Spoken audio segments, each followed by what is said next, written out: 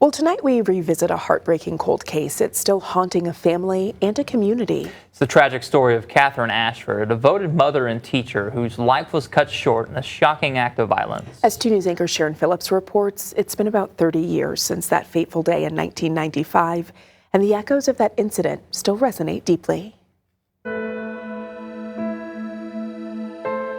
Catherine Ashford was not just a teacher for Tulsa Public Schools. She was a nurturing presence for many children, including her own 10-year-old daughter.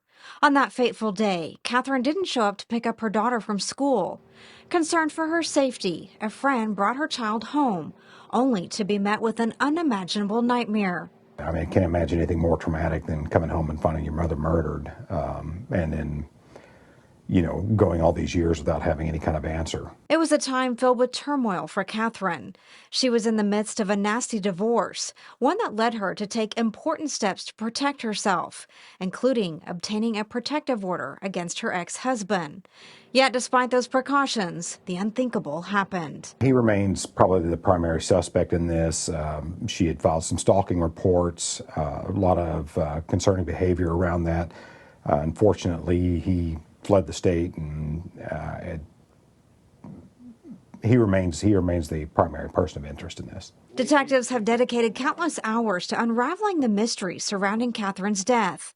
They hold a firm belief about who could be responsible, yet the evidence has yet to pave the way for an arrest. This particular case has a lot of paperwork. There are several binders back there, and most of the detectives did quite a bit of work on it. It's just it's a bad thing when you believe you know who the suspect is, but the evidence just isn't there to warrant the arrest yet. Robin Crawford, a neighbor who lives near the Ashford home, shares in the grief that still lingers here.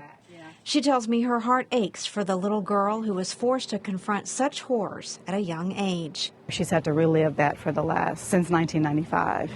And then being that young, coming in and, I don't know, just seeing that your mom is no longer with you.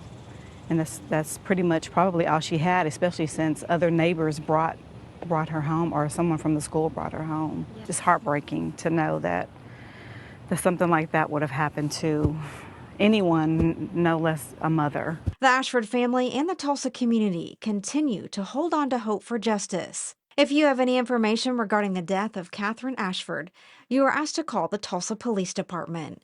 Sharon Phillips, 2 News, Oklahoma. Your voice matters, and here at 2 News, we're here to listen. If you have a cold case you'd like Sharon to feature, you can scan that QR code. It's right in the middle of your screen, or email us at coldcase@kjrh.com.